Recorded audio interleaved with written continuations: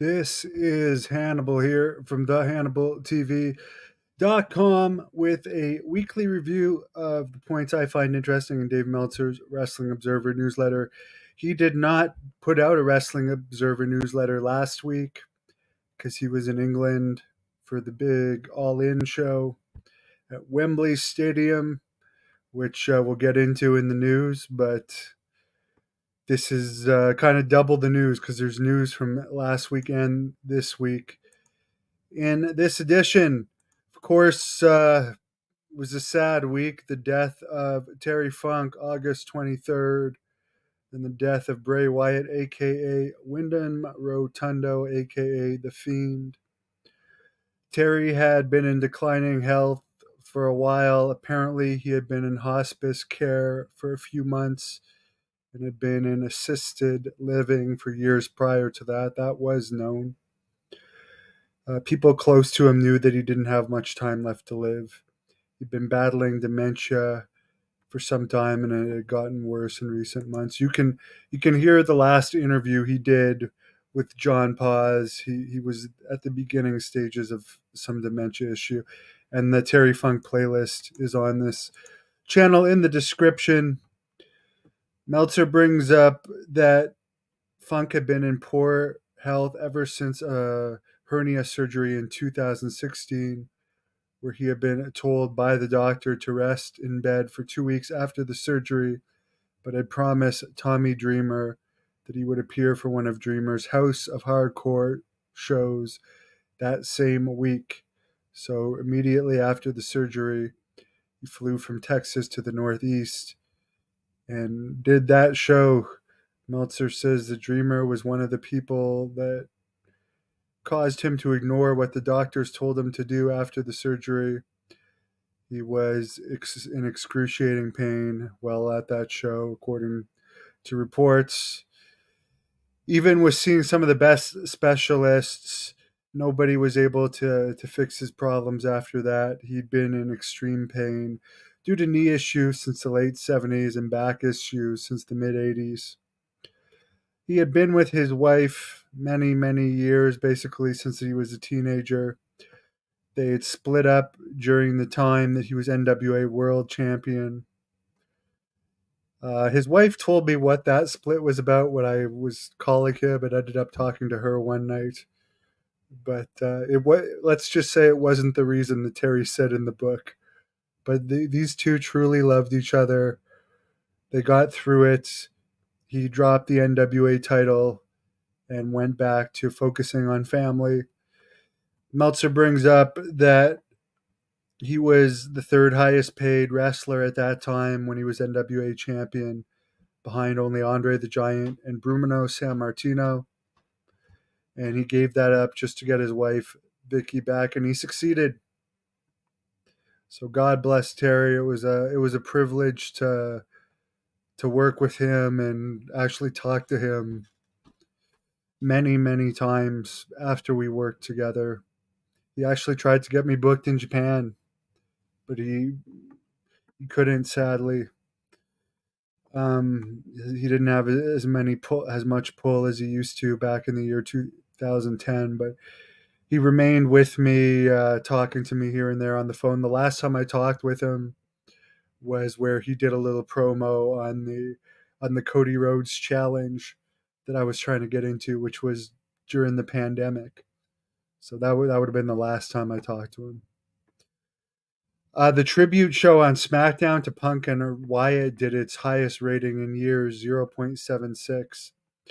Wyatt passed away at his home in Siermont, Florida, August 24th from a heart attack. Family members told police that he had contracted COVID in early March that led to heart complications, including him having a weak lower part of his heart. At the time of his heart issues and getting COVID, it was considered very serious. Mike Rotundo, his father, formerly known as IRS, had said he was getting better and expected him to return to WWE. However, his problems worsened. A week before his death, apparently he was hospitalized with a heart issue. He had a follow-up appointment the morning of August 24th, where he was told to constantly wear an external heart defibrillator because of a concern for sudden cardiac arrest. However, apparently he didn't take that advice. His wife, JoJo from Total Divas and a former WWE ring announcer, not his wife, his fiance, got concerned when he had gone to take a nap and his alarm had gone off and he didn't wake up to turn it off. She said he was in his bed, not breathing, turning blue. She called 911. Well, his mother was also in the house. She was doing CPR. He was rushed to the hospital where he's pronounced dead. Apparently, the device that he was supposed to be wearing to save his life was in the car parked in his driveway, so he wasn't wearing the device, sadly. In other wrestling news, Edge and WWE are supposedly significantly far apart on contract talks. Those in WWE expect Edge to go to AEW, even though Edge is denying this and saying he has a contract offer on the table from WWE but hasn't decided what to do next. He did have a farewell match in Toronto at SmackDown a couple weeks ago. It was believed Edge was going to start in AEW years ago before he returned to WWE. However, he ended up signing with WWE for $3 million a year for limited dates, which was more than what AEW had offered at the time. Since then, WWE is changing hands. This month, Endeavor is taken over at some point, and AEW has grown. And I think Edge would be a big asset to AEW at this point. He's not. He's never been known as any bit of a backstage issue. So I think Edge would be great for both backstage and in front of the camera. John Cena returned to WWE last night from Hershey, Pennsylvania, which the show sold out as soon as he was announced. Apparently, he's going to be on and off again with WWE through October and will be hosting Payback today. Brian Pillman Jr. started with WWE this week after AEW didn't renew his contract. The SmackDown taping featuring Edge's WWE Toronto retirement had 13,100 paid. Raw in Quebec City, the first WWE TV taping ever in Quebec City, had 9,700 paid. Raw in Memphis, Tennessee, where Jerry Lawler appeared during a commercial break. I don't know why they didn't show this on TV, but he came out to a great reaction, had 6,700 paid. In AEW news, they did set an all-time paid attendance record on August 27th at Wembley Stadium, 81,305 paid, which would have beat the 79,800 paid for WrestleMania 32. The AT&T Stadium in Dallas, Texas, where I once saw the Rangers beat the Toronto Blue Jays with Charlie Haas. That was a fun night. Apparently, AEW did give 5,000 to 6,000 comps out, but they aren't including that in the paid attendance. You have to consider some of the comps didn't show up, but Meltzer says there probably would have been 86,000 to 87,000 in the building. There were visible empty seats in the building, but that's still a massive crowd. This was a new Wembley Stadium, bigger than the one where WWE went to for SummerSlam in '92. The gate was over 10 million. As far as the show itself, there was no big surprises on the show or run-ins. Apparently, they're going to do it again next year, and they're also going to do All Out the next day in Chicago next year, just like they're doing All Out tomorrow in Chicago. Khan has added a October 1st pay-per-view from Chicago, and there's going to be a Collision taping the day before. From Seattle. And there's going to be a Collision taping the day before in the same city. And then November 18th, there's going to be a pay-per-view supposedly in Inglewood, California at the Forum. And there could very possibly be a Rampage and Collision taping on that Friday from the Forum. The biggest talk out of the Wembley Stadium show was the CM Punk versus Jack Perry altercation, which I've already covered in great detail earlier this week. Both are still suspended as of 4:52 p.m. Saturday. It's unknown whether CM Punk is going to wrestle.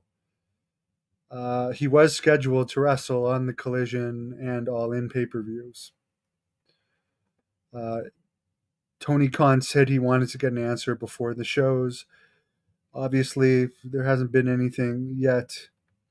Apparently, Tony Khan says if both him and his father passed away, Bryan Danielson would run the company. Apparently, TSN Plus is now going to be a paid streaming service, and that's the only place where Canadian fans have been able to watch Rampage and Collision. So now, if Canadian fans want to watch it, they're going to have to pay for it. As far as the Collision tapings last week in Lexington, Kentucky, they were in a 23,500 seat arena, had 3,228 total. Rupp Arena, famous arena. The August 23rd combined Dynamite and Collision tapings had 5,345 total in Duluth, Georgia. Dynamite this week had 3,746. The Now Arena in Chicago, the first of the 3 shows in Chicago. There was a lot of discounting to get the numbers up and comped tickets. Other wrestling news, AAA's Triple Mania did 15,853 fans at Arena Ciudad, which is more than WWE did in the same building. They did 15,500. However, ticket prices were a lot more for WWE. And Meltzer brings up that WWE is more popular in Mexico than Mexican wrestling right now. In MMA news, Saudi Arabia has purchased interest in the Professional Fighters League.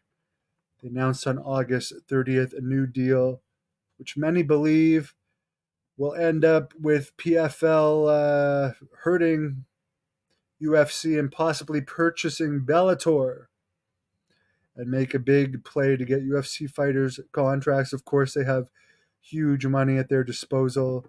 What they want to do is have 6 regional promotions by 2026, where the top fighters will meet in the Champions League. Their first pay-per-view show with the Saudi Arabia involved is going to be in the first quarter of 2024. Will feature Francis Ngannou, Jake Paul, and Kayla Harrison as the top stars. UFC in Boston, August 19th at the Boston Garden, TD Garden, 18,293 fans for over $7 million gate, which is excellent. Thank you, Betrayed by Sin. How do I feel about Punk getting fired? I have not heard. I'll look that up now.